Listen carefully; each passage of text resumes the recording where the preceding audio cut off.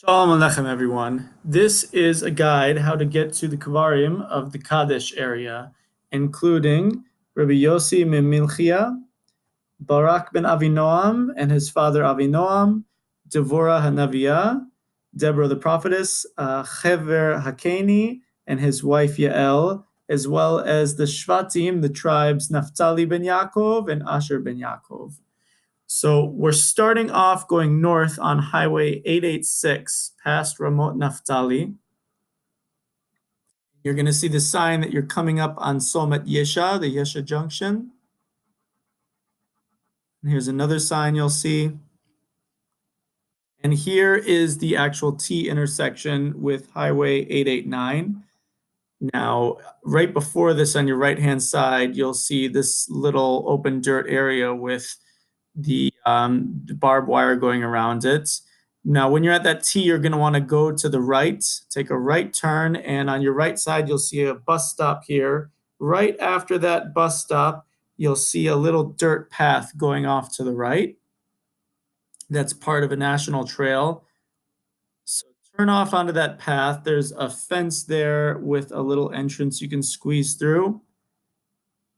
And once you're on the other side, you're going to have a big open area. Start going down the trail. And you'll see when you start coming down the hill, an old defunct mosque. It's no longer functioning, and the kever is inside there. So walk up to the mosque, to the dome on the right. And here's a view from inside. Now on the right-hand side, you're going to see this door to go into a room. You may see some incense that people have been lighting around there. Just open up the door. It shouldn't be locked. And inside is the kever of Rabbi Yossi Mimilchia. This little edifice on the floor here is the grave marker. Now, when you come back out to the T section, you had just turned right. Now, instead, when you're facing that direction again, you want to turn left onto Highway 889, going in the direction of Sasa. So you're going to be heading down here. You keep driving down the road for a while. You'll see this turn off here, these signs and fields. You're going to want to drive up until you get to this area here called Tel Kadesh. It's a national park. Now, at this view here, you could either go left or right or straight, but you don't want to do that. You either want to go left or right as far as the Kfarim go. On the left is the Shvatim. We'll get to that in a minute. But first, if you go to the right into the little paved parking area, you'll see the entrance for Tel Kadesh Park. So there's a paved path veering off of the parking lot. You want to go down that path. At this point, you keep to the right. And then on your left-hand side, you're going to see these ancient grave markers here kind of toppled over. Another view of them. These mark the Kfarim of Avinoam and his son Barak, Devorah Hanaviah, Kever Hakeni, and his wife Yael, who killed Sisera, the general.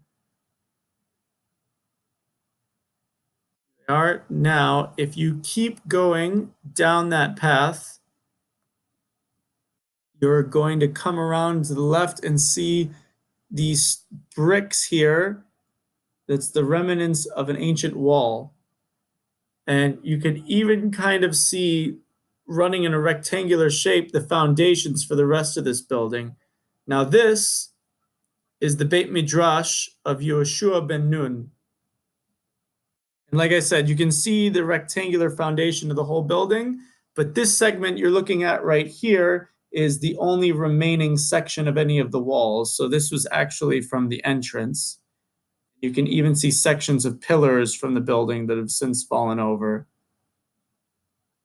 If you were to walk in through these entrances here, in the middle section is where the actual Beit Midrash was.